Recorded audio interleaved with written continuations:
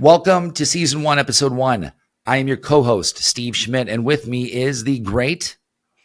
Well, I'm Gabe Lullo. I don't know if I'm great, but I'm here.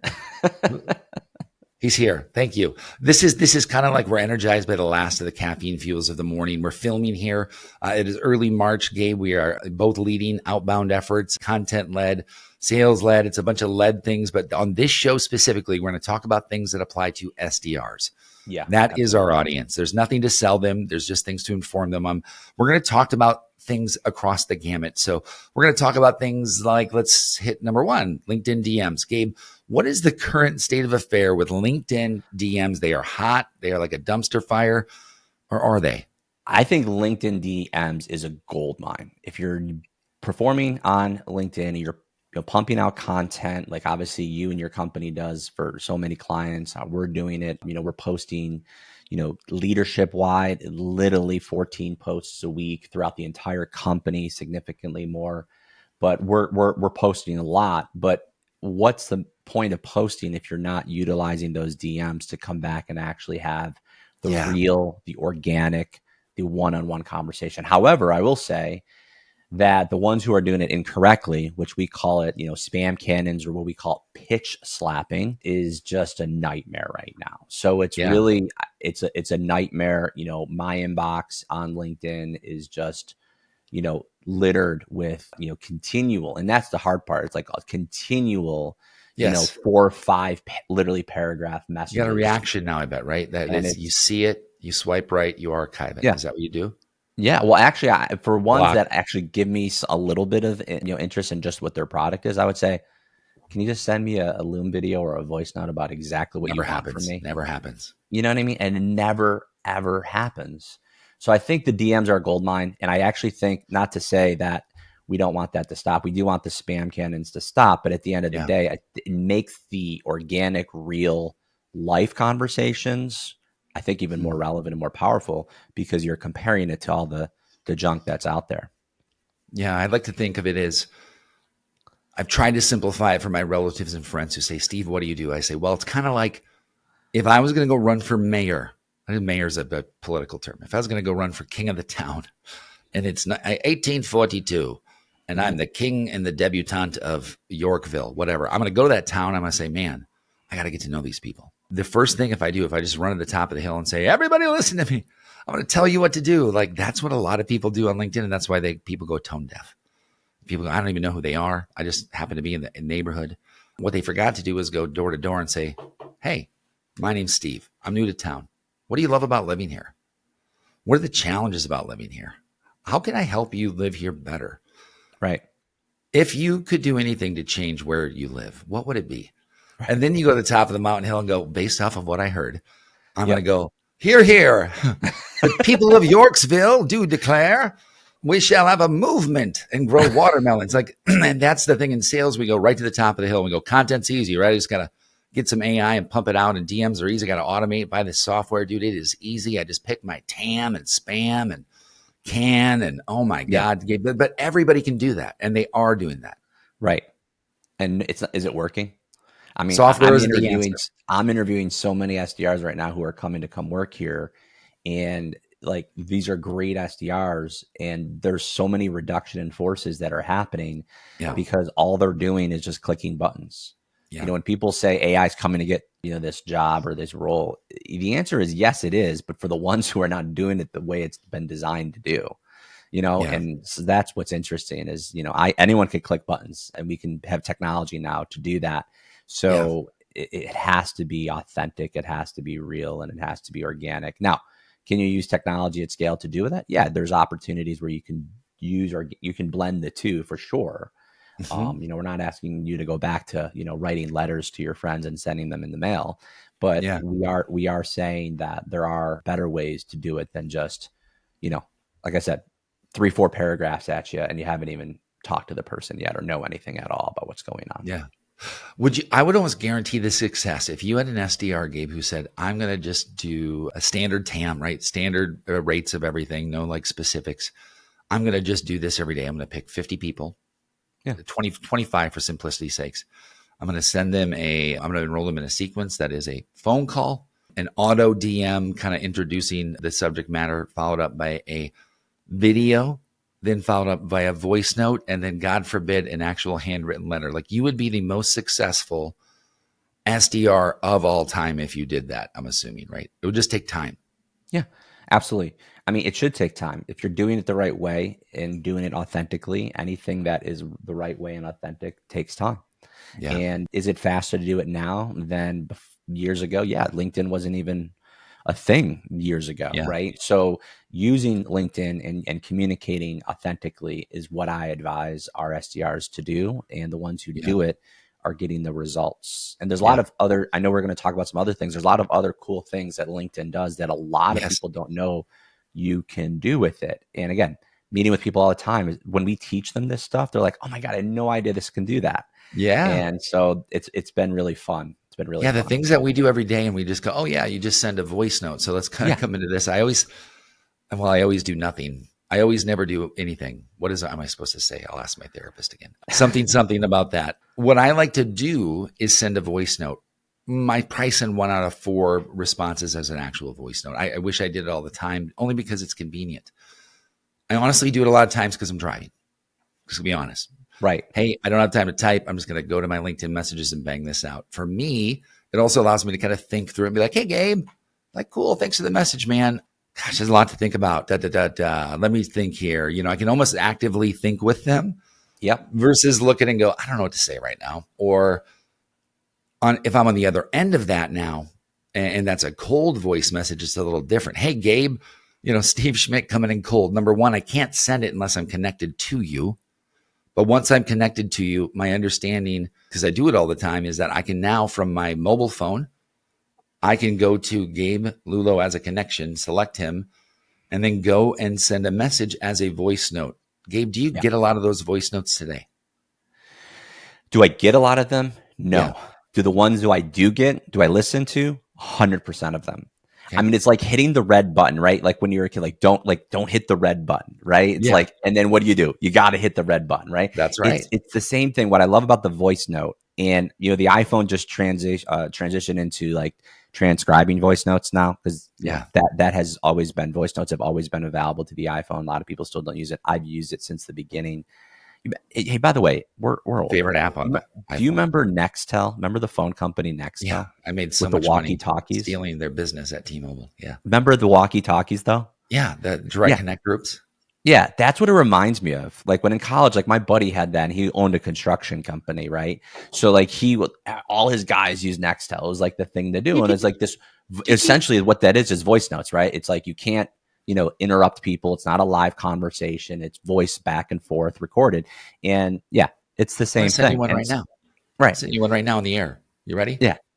Hey, Gabe, now you got to grab your phone and show everybody. So if I'm an SDR, I can literally take my phone to an existing connection, go ahead and record this, and then go ahead and send it. So I'm going to release that. And now that should be showing up as sent to you. Yep. So I just sent that to you. There you go.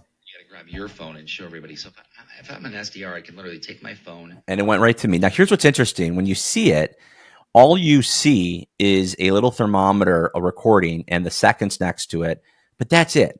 And you're just looking at this like, okay. Pattern interrupt. You want to click on it. You don't know what is behind the door, right? Like what's behind door number 2? I don't know. I really want to see what's behind this door. So you want to click on it. And so the click-through rate and the open rate, it's just like a text message. If you look at email, 90% of emails aren't read, but the number, but over 90% of text messages are. It's the same thing with voice notes. It's the next level. And so voice notes are listened to. And so that's what's super important. And by the way, you only can do it on mobile. So if you're trying to do it on LinkedIn web, you can't, not there yet. That's right. You only can do it on mobile, but I recommend highly to do it. But the cool thing about it, you want to know some other things I do, especially on the first one? Of course we do. I would say I put my little emoji finger, like there's a finger that looks like this. Yeah. And what I do is I put that there, and then I say, just made you a voice note. And so they see the visual on it. And then, because a lot of people don't know it exists, and people, oh, what is this, right? And they may not see it because of that. But the little emoji finger literally is like asking you visually to click on this with your finger, right? And I do that, and it gets them, to do it. And then I don't ever do it again because now they know what it is. But Yeah. it's a great way to start a dialogue. And it's Yeah. funny because once I do it, you want to know what I get? I get people doing it back. Yeah. I mean, they can didn't know you could do this. Yeah, they can message you back, but a lot of people jump in and start doing the voice notes back to you. And now it's like, okay, now I'm talking to this person. So it really humanizes the process. Powerful platform. And LinkedIn, like you said, like we're not even scratching the surface. And this is not a show to pat LinkedIn on the back, but I think we would admit it's a very powerful platform because we're not spending our days on Instagram, put it that way. It's where all the data resides. If you are an SDR, it's also where it can be very distracting. I think, if we knew that all the SDRs were like, yeah, I'm going to all leave voice notes and do videos, like the world of SDRs would be great. It's also full of distractions. So I want to talk about why I think part of the reason is because it can be a defeating job. And I think as a lot of people think about cold calling, it gets tougher and tougher. And we've introduced multiple barriers to cold calling, including spam likely. Now I can just go with my Verizon filter or my OS. Hey, spam likely, send a voicemail. Oh, by the way, do you just want to block this number? Like all in one motion. It's made it very easy for me to not do it. Or I could send it to voicemail and see what the voicemail is saying and go like, definitely spam, like definitely block it. Yeah. Talk to me about that because it just seems like there's more hurdles. Like if you're running the 100-meter dash with hurdles, there was 10 of them and now there's 50. Yeah. Well, you got to use the right technology. There's a lot. I mean, if you're making a lot of outbound calls, you're going to get spam likely very quickly if you're not rotating your numbers. There's a lot of things you want to do, right? Because you still want to be at scale. You still want to make a lot of activities happen. So how do you do that without being thrown into a spam, filter when you're really not spamming people, right? Yeah. Unless you are, then you probably deserve it. But you can make a lot of calls using technology. So there's things to think about. One is you can rotate your numbers. So there's a lot of dialers out there that allow you, and some of them are doing it now with AI automatically. So they're automatically rotating dials if your connection Do you mind rates. saying who is doing that? Because I would love to know. Yeah. So there's 3 big companies right now. There is Orem, Nooks, and Salesfinity are the 3 big parallel dialers that are out there. Yep. And some of them are doing that where they're actually scoring the connectivity rate. They're providing data on whether or not things could be spam likely or not. They're rotating numbers on a certain how many numbers you called basis. Smart. And so they're doing that automatically so you can actually not be filtered spam likely. And there's other ways to get around that more manually. You can grade or actually work with the carriers to filter those numbers and to prove those numbers as it's like warming up numbers now. We were warming up emails, now we're warming up numbers. Yeah. The biggest thing though is that they look at is length of talk time. If you're connecting with people and having a relevant, good, longer conversation, your likelihood of being in the spam, the likely filter to be much, much, much less. That's great. And so that's a huge, just an organic way of just not being caught in the spam filter for sure. And so if I'm an SDR, it sounds like there's so much efficiency out there that can be had in the tech stack. I'm sure your firm is taking advantage of a lot of it. There's never enough. I mean, it's like a musician. Yeah. You can get the best amp and there's another one that would be better. Or you say like, I was listening to a podcast with Chris Walker last night. I was just kind of cringing because I've been this person before. They say, yeah, RevOps sounds great until you realize you become a reporting desk and then everybody wants to see a report. And by the time they get the report, they don't care about the report anymore. They want to see a new report. Yeah. And there's constantly these tech trends coming out. And if I'm an SDR, I'm going to go, well, what about this, Gabe? I need this. I need the thing that writes my emails automatically. And I need the thing that scores my lead to know if they have a high propensity to respond to which channel. And at the end of the day, most companies, number one, aren't adopting the right tech, or 2, I think they're over purchasing versus under purchasing. 100%. Thinking they need a lot. What would you say the most lean version of a tech stack? You don't even need to name the brands. You could say, well, I need a data piece here. I need Sales Navigator here. But what would those 5 core pieces be? And these are things you have to pay money for. Yeah. So what would you be willing to pay money for? Well, to add some context to your initial point is you're absolutely right. I call it the Jenga stack because you start adding another piece and then you start adding another piece. And then all of a sudden you're out of business because you have, you're spending all your money on licenses that you're not using anymore. Right. And a lot of these software companies are putting you in annual contracts and very difficult to get out of them. And, things change dynamically and you are now owing them stuff that you're not using. puts you in a very bad position financially. So you have to be very specific and very careful and very, data driven when it comes to making these decisions. And not everyone can. You got to rely on, that's why our agencies are important, because they're testing this stuff all the time. We're testing everything that is coming out, but on our own programs before we ever roll it out to a client. And so to go back to your initial question, obviously data starts there. Having the right, most accurate, most robust double click data. Gabe, I got to tell you, Zoom Info NRR, non-recurring revenue. Saw a report last night that it was 2022 to 2023. It was at 112% growth, I believe. It's down to 84% growth. So you're seeing a huge dent in that sort of commoditization of the data game, right? Which also kind of speaks to the quality of the data. Yep. I mean, not only that, you're seeing with them is obviously a lot of competitors in the market, but you're also seeing what they used to do was, 3-year agreements. And that is not happening. I mean, I would never sign a 3-year agreement for anything. It's just this is too much of a business that changes way too fast with tech and things that are coming out. So the commitments are much less, the pricing is much less, but the data game right now, it's funny. I feel like we have more advancement in technology than ever before, but the data quality is lessened than ever before. And so I find it to be really weird. I feel data accuracy was better years ago than it is today. But there's a lot to do with that. With COVID, everyone's working from home, everyone's on mobile. People aren't in office phones. We're not routing, receptionist numbers to office lines like it used to be. Yeah. And so that is much more difficult. Gosh, I've not called a receptionist, Gabe, in years. Think about it, right? You don't call receptionist. Hi, this is Microsoft. How do I route your call? Like you don't. Yes, there's I'd like to speak to the person who handles software decisions.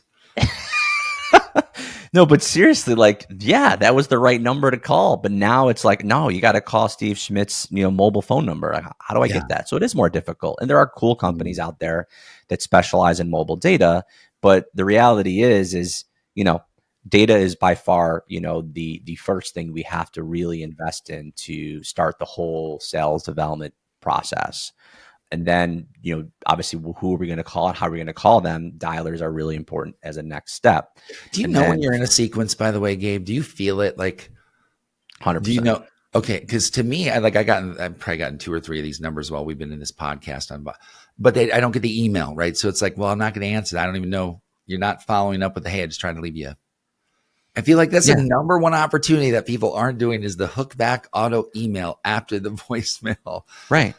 Like, what the heck, man? It's so easy. Exactly. And I think double tapping is not happening anymore. It's funny. My cousin sells paper, literally, and it's very old school type of business. Thin margins in paper. Yes. And he started at Xerox and he's very, very successful. And he has, VP of, and led, very big businesses. But he's calling Walmart, he's calling, CVS, and they use a little paper. But he still, when he tried to get a hold of me, he still double taps me. I mean, he's the best man at my wedding, and he double taps me. I'm like, dude, I can't. I'm on a call with Steve Schmidt on. Does he toggle over to a different area code though? But it works. You know what I mean? And that's what's funny. Like those are the things that we used to do that we still do, but it just doesn't happen anymore. And so when people calls me, I think someone's dead though. Like if you call me 3 times, yeah, I'm like, Gabe, what's going on, man? You're like, oh, hey, dude, right. I just wanted to see. There's the etiquette, right? And the legality of it. And really now you're in an image thing, right? Where you son of a bitch, take me off your list. Don't ever call me. I thought you were an emergency. Right. How do you handle that? I mean, there's something called how do they recover? So we do something called bursting here, and we came up with it. Maybe we didn't. I don't know. I like it, but bursting means just really using an omni-channel approach in a shortened method. So it's like a sequence, but smushed together. Yeah. And so it's a LinkedIn note, it's an email, it's a phone call, right? Yep. And but you're doing it over the course of 48 hours, not in a stalkerish way, but in a systematic, like everything is kind of puppeteering type of way. Everything else works with the other thing. Hey, just sending you a voice note here. Don't know if this is the best way to connect. I left you a voicemail yesterday. We'd really like to speak with you about this. And every other channel marries the other channel. Yeah. There's a lot of departments and companies that are fragmenting all of it. And when you say like, are you in a sequence? Not only am I in a sequence, I feel like I know I'm in a sequence, but Yeah. it doesn't connect with everything else. Yeah. It's And not so if I linear. take the call, they have no idea that they sent me an email, and they also have no idea that maybe something happened on LinkedIn, and I can easily tell that they are not aware of any of those things that are happening. And I've it's changed really my bad. tune on that, Gabe. I used to be 2 years, 3 years. I was very steadfast and said, separate them, call only sequence, email sequence. Why? Because one doesn't stop the other. And then the reps would say, well, I feel weird because they'd say, I never got that email. Yep. And they didn't know when one was coming out. So gosh, I thought, well, that is a perfect exercise of how not to do rev ops. Make it efficient for me, inefficient for the reps, right? Right. And that just occurred to me last month that I was incorrect for a long period of time. Well, I mean, there's agencies out there that have completely separate teams that do this. Mm-hmm. And the problem is with exactly that. If it's not on the same desk, right, and you do get the conversation, there's a complete misalignment to the conversation. You know, how many times do you get a phone call, you actually pick it up, and you may have just did a demo with the person a week ago, or someone else at the company a week ago, and they have no idea that even happened. They're already in the buying cycle. So those are the things that I'm saying that need to be connected. Connecting the dots. To me, the amount of things that are not done. I mean, we could talk all day about what's been done incorrectly. Very few people are doing it even, I would say, at a level that would say like, oh, that's a best practice. I would also say, like most things, there's so many competing ideas in there on how to do it that there's no standard way to do it. Everybody's got some art to it and their ego on why they think they do the thing they do. But really, I think we can all benefit from more of a collective view of what's working. It's really hard for me, Gabe, to take off my bias of things. I'm often wrong when I think of what might work in an email sequence, because if it's, oh, that sounds good to me, it's usually the thing that sounds the worst, that works the best. I have found that right now, I want to talk about AI because I think it's on everybody's mind. I've not yet seen a good AI writer that writes in a way that isn't salesy, isn't pushy, isn't just kind of, very garbly gooby. And I've seen some, there's companies out there. Reggie did some work with them for 3 months. There's Lavender. There's, I believe, Humantic still putting their name in the hat. They're out there. I'm 300 of them. Someone said the other day. I'm like, cool. I'm concerned less with the amount of them and competing. That's up to them. Is there one that could, for all intents and purposes, personalize from an SDR's perspective to your comfort level at scale out one to many? Is there any of that happening yet? I'm not trying to like poo-poo AI. I'm a big believer in it. And I think, and we are using it in ways that really help augment and support. And I'm seeing like ZoomInfo, you mentioned like the Copilot thing that came out. And I'm seeing like Companion, of course, that just came out, right? Like they're using the right words, I think, now to describe what AI is really designed to do. None of them, I don't see any of them called replacement, right?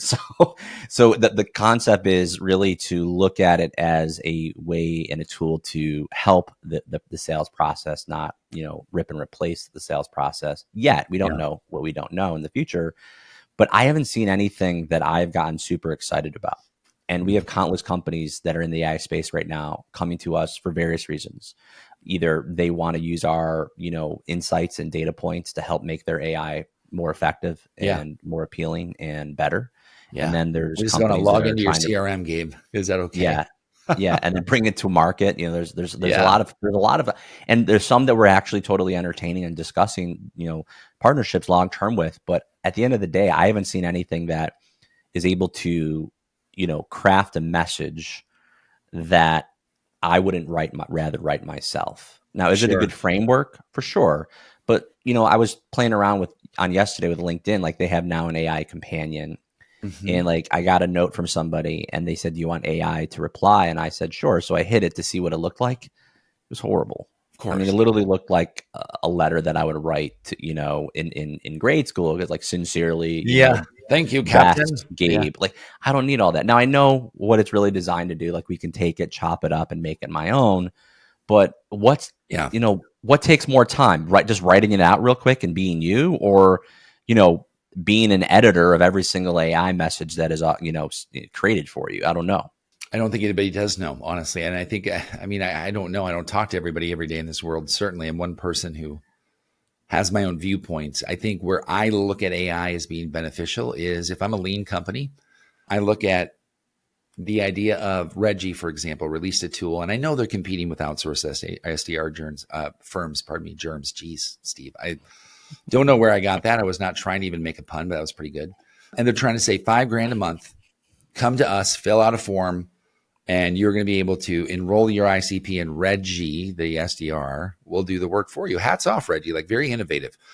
Would I trust my business to do that? I don't think so. But Matt Millen's smart enough in that market to know that he's going to go after the enterprise space and say, no, we don't want all of it. Just send us after the low-hanging fruit or the old leads. Let us percolate it to the top, right? And I think that's useful there is sort of like this combing bot. Sure. Where it's like the active voice to then hand off to a more active one. But man, that's hard to get done on RevOps. Yeah. Like tell me somebody who's actually able to do that and show it to me like, oh yeah, you just do this and do it seamlessly over and over again at scale. And I'd go, great, I'll invest in that company because that is very hard. It's still human driven. And if that's Javier today and Javier leaves tomorrow, your process is gone because it leaves with the person. I'm riffing now, man, because this is my area this is where I zen out. AI, SDRs, sequencing. Is it good? Do you think sequences should be written with it, or do you think that responses should be prompted with it? And why or why not? Yeah, I'm of the note that to what I was mentioning before, like I think you should use AI to framework out the messaging. Yeah. And I do think it is a saver in time, or at least a better way of articulating your message. And it really starts the process. I look at AI as kind of like a brainstorming session. Like, okay, what would they say? It's kind of like Googling, right? Like what does Google tell you? Like what's the opinion? Like what's out there? Give me some information. It's a great way to start the process. But I do feel like there is not a one-click AI tool right now that allows you to just respond to communication that I wouldn't want an SDR to be at least a part of editing or crafting it after the fact. Yeah. Yeah. I think it's Kevin Dorsey said last week in the podcast, it's kind of like throwing some dirt on it. I'll use AI to generate the idea, then I'll throw some dirt on it, and then I'll come back and edit with Grammarly or something like that. There's these little systems, right, in these content systems. And I think that when we look at SDRs, well, if I'm told to personalize 25 messages a day, I mean, I can hit the go button on the Reggie Chrome extension, and then I got to go like, well, it's not really it. Yeah, exactly. I love KD. I mean, he's awesome. I'm more of like maybe throw some sugar on it or something like that, right? Pour some sugar on it. Put a little sweetness on it. But he's absolutely right. It's a great way to start the conversation. It's a great way to brainstorm it. Get the framework out. It's your rough draft. That's how I look at it. It's your rough draft.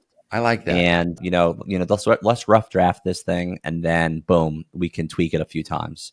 I think that's a lot easier if you're going to do 25 a day to do it that way than have to start from scratch and write 25 all day long.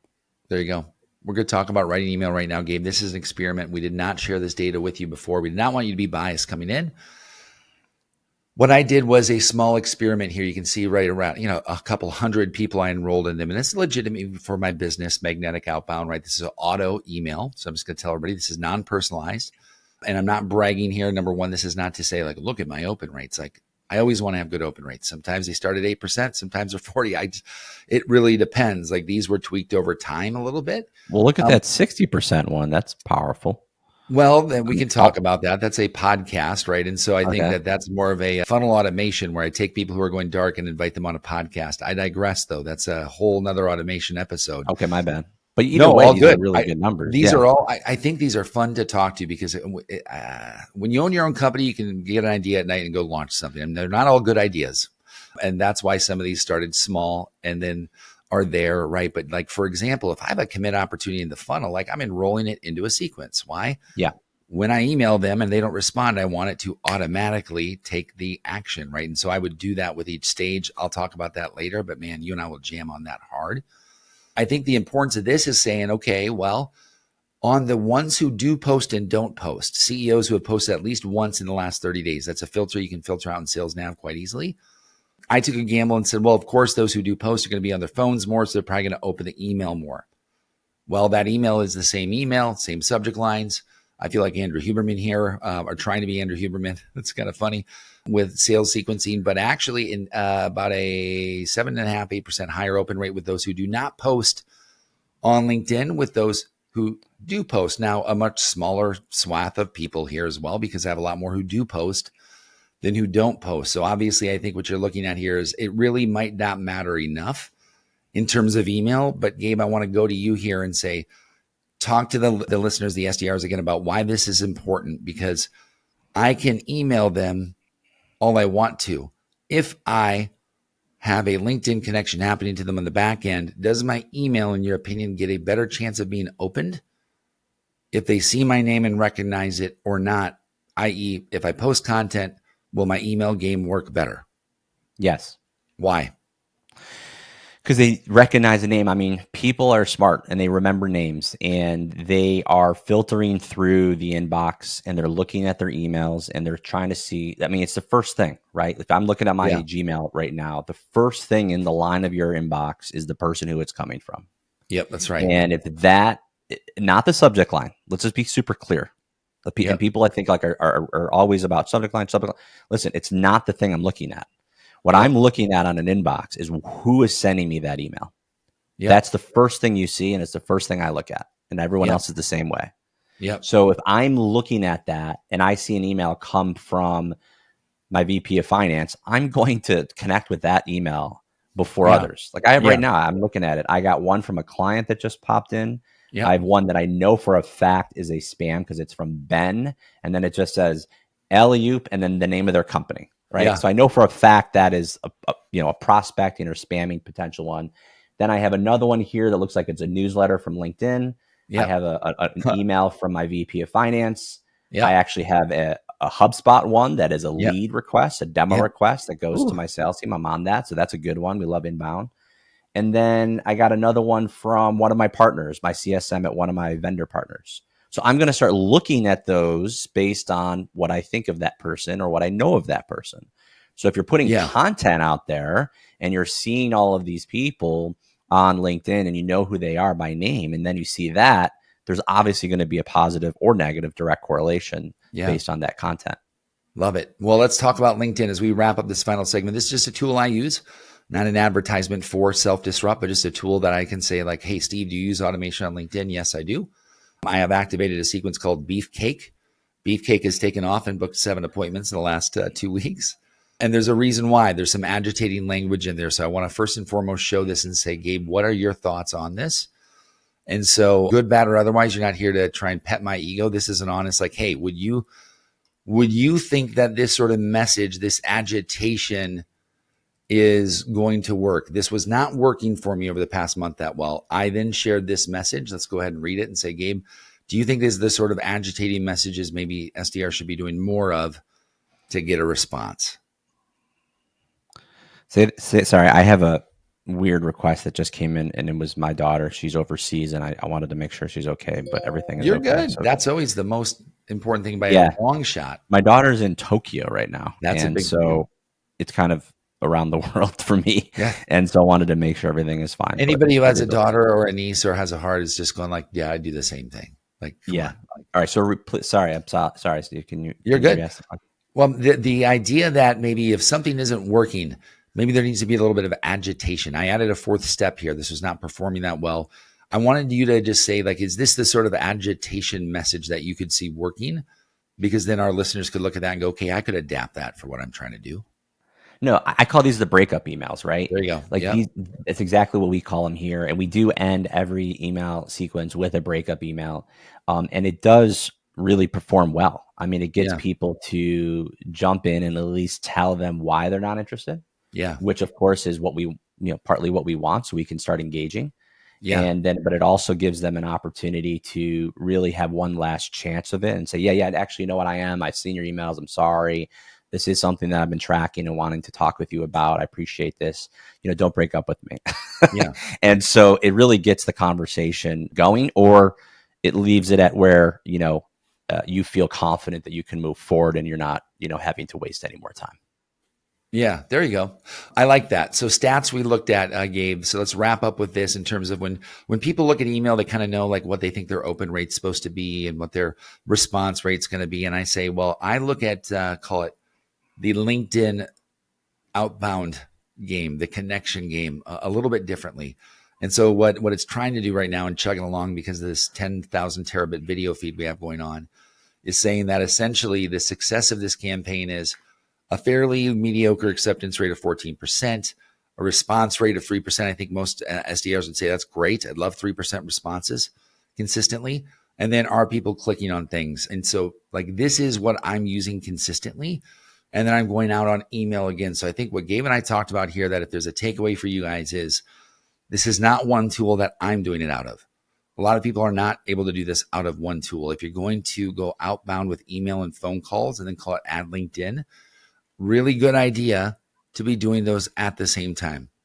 Even better idea to have content that you're posting that's relevant in the space of the people in their minds that you solve the problem versus look at me, look at me, look at me.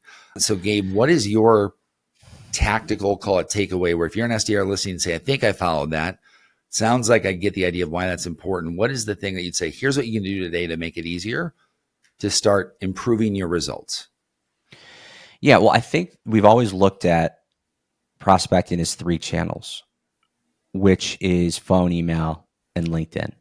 I think we need to add 2 more channels to that and look at it as now we're in the world of 5 channels, right? And it's phone, LinkedIn, email, but then content, right? And then and then humanization almost as a channel, and that includes creativity like video and voice notes. I think that's its own channel right now. Yeah. And so which is a micro content, right? But at the end of the day, it's direct one-to-one. But I think those are the 5 things that you have to be spinning all those plates every single day as an SDR. It's not a silver bullet. You do measure, of course, the levers up and down for your ICP. Salespeople pick up the phone more than cybersecurity people. So you have to be smart about it. And you can figure that out and we can work with you on it. But at the end of the day, it's not just phone calling and emailing and LinkedIning people. And yes, those are still the top 3, but there's content that you lay on top of that. And then that humanization, personal media touch to it as well is really important. I think what we talked about at the beginning is super important. If you did this, you will not fail.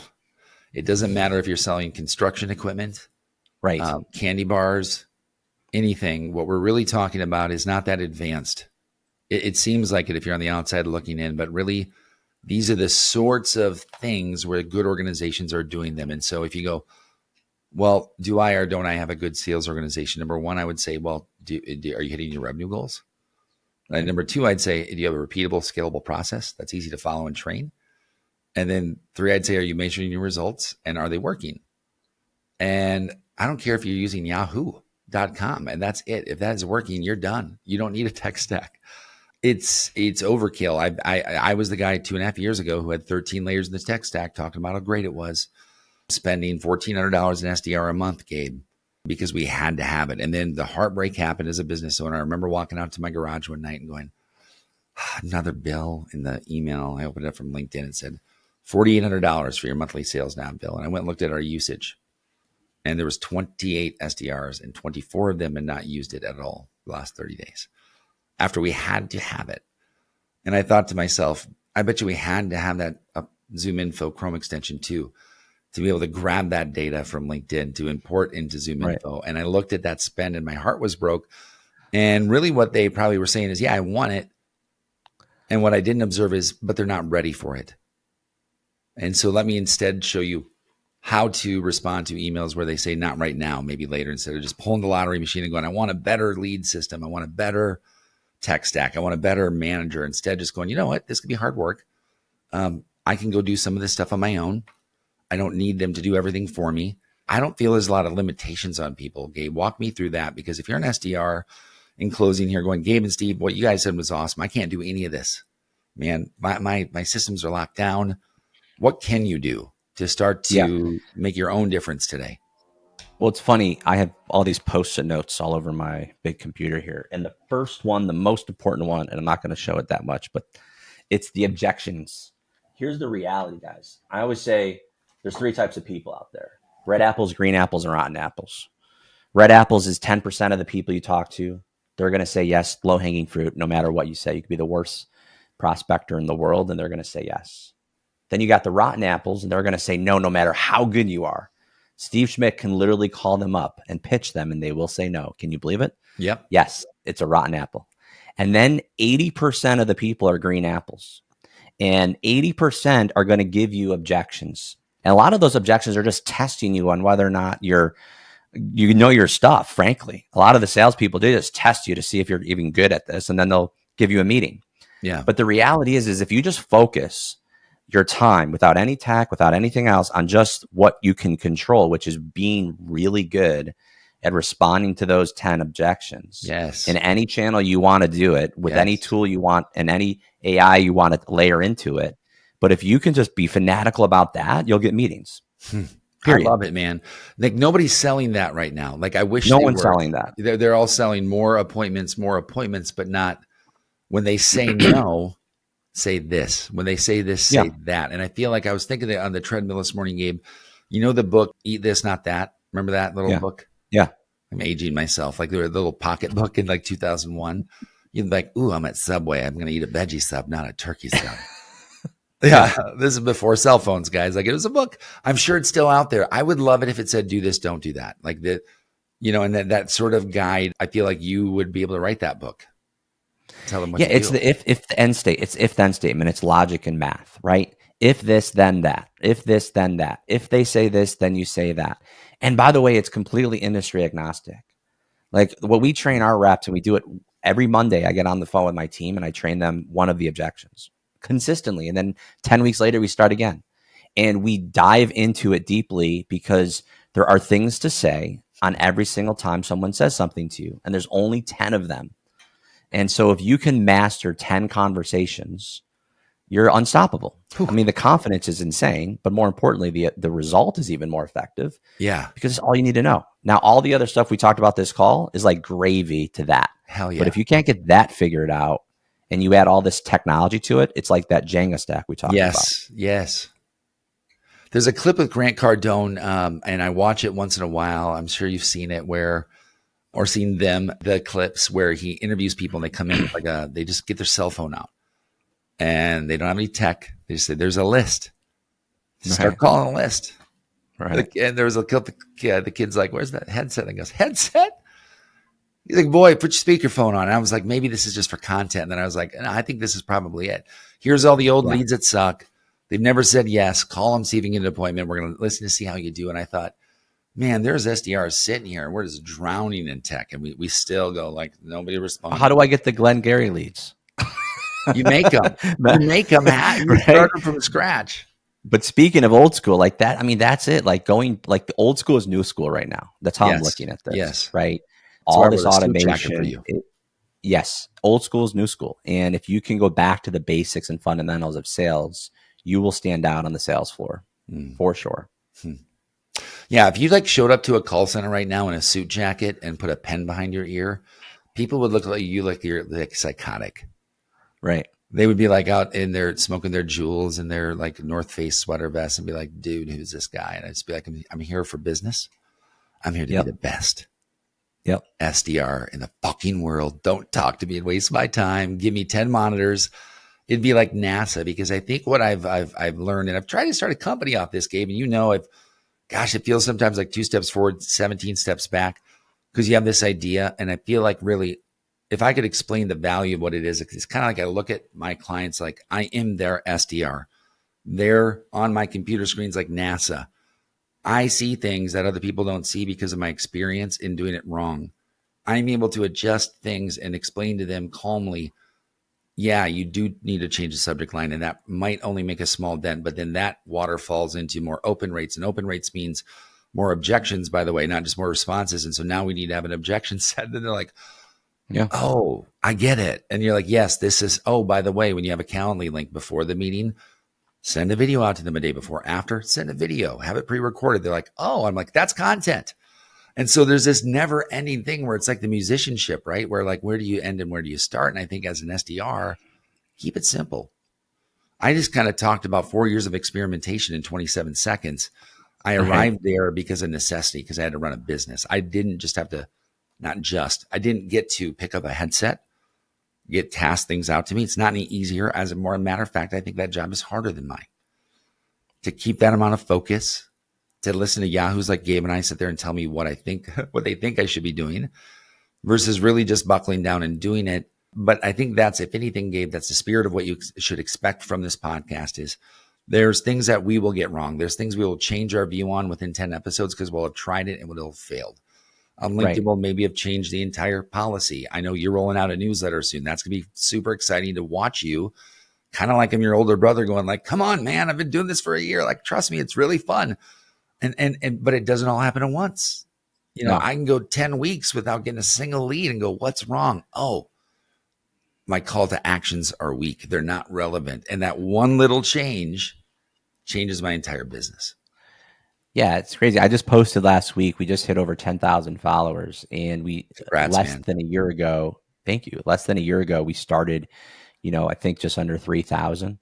And Yeah. by the way, that was me being active technically on LinkedIn for over a decade. So if you think about Yeah. that for a second, and so it's been insane. But you can't look at it, daily. What I put in the post is you don't look at it. You don't look at the stock market every day if you're like Yeah. trying Go to, insane. just yeah, it would be crazy unless you're a broker. But at the end of the day, yeah, I don't look at those stats every single day. And now when you look at it a year later, it's epic. Trying to get to your numbers, of course, but yeah, Rome wasn't built in a day. So that's a line that I say to myself all the time. You got to Mhm. think about how to test it. You got to think about how to get better. Yes. Some of the things we just talked about will be significantly out of date in 6 to 12 months. That's right. These are things that are working now for us, and so I would use them.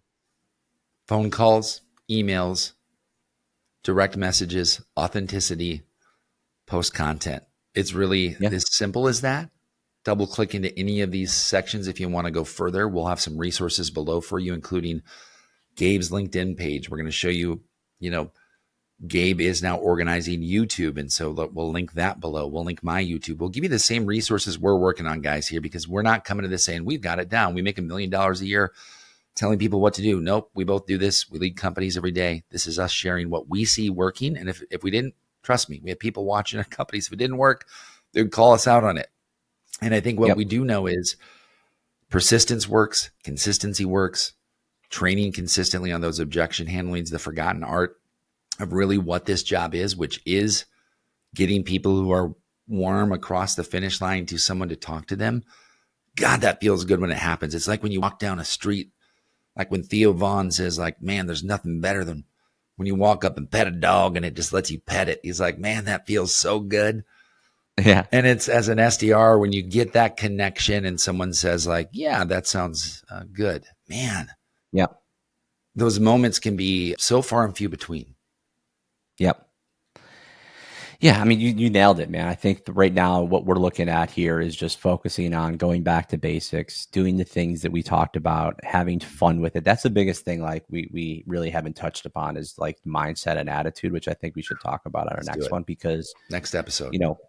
a lot of these things are only going to get you a small percentage of yeses, which is actually a good thing. Like that's what we want. But Yeah. if you bat 300 in baseball, you're out 7 times out of 10. But you're also a multi-million-dollar baseball earner, right? So you have to think about it like that too. So Yeah. you're not going to get every single yes. You're not going to get every objection. You're not going to get every email opened. You're not going to get every voice note you create listened to with an email or a demo book. Like Yeah. Not those even things are close. not going to happen. You're going to Yeah. fail more times than not, but that's actually okay and good because the results, as we talked about over time, will be exponential. It'd be, I don't know, man. If you know a realtor out there, you just give me all these analogies when I'm listening to this about what people can perceive this to be. It'd be like saying, yeah, you never have to go to an open house and sit there with nobody showing up. You just get people walking in and buying it. No, it doesn't work Right. like that. Like Exactly. you have to sit there and have it suck for a bit. You can go hire somebody else to go to your open house for you, but they're not going to get your experience. I know a lot of realtors rely on video now instead of going to the house, and there's all these different things. Same thing, different industry, right? Same thing, different industry. It is about trying to connect with people in an authentic way. And a lot of people would say, oh, I can't believe you're going to be a realtor. Everybody I know is a realtor. Like, that's the perception. That's like every SDR, oh my God, I can't believe you cold call. It never works. I'd say, you're right. It doesn't work. It doesn't work. Especially if you've chosen for it to not to work in your head. You know, one of my mentors said to me a long time ago, he said, Gabe, the road to success leads right through the dumps. You know, you just got to embrace the suck. You know what I'm saying? Like, be okay with that. And if you just are okay with that, but do all the things we talked about and be okay with that, you will see the results you're looking for.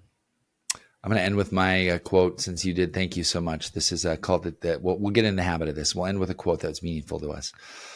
Rich Roll listened to a podcast this week. He just said, if you feel like you're good, this is for SDRs, we'll keep it professional and somewhat personal because it's a personal job. If you're going through life and you feel like you're just being dismantled and it's just tearing you apart, he goes, fucking congratulations. He's like, it all starts right there. He's like, because now whatever you're doing something right. When it's whatever you were doing apart that wasn't working is now forcing itself to remove itself from your life. So he's like, congratulations. Like, it's not working. Yeah. That's where it all starts. And I go, that's the fun part, is you're a chemist and a scientist. And as long as you're willing to keep going, fucking congratulations. Like, that's success, man. Yep. Cool. All right, guys. Gabe, Steve, it's been real, guys. We'll see you on the next episode of SDRing. Peace out.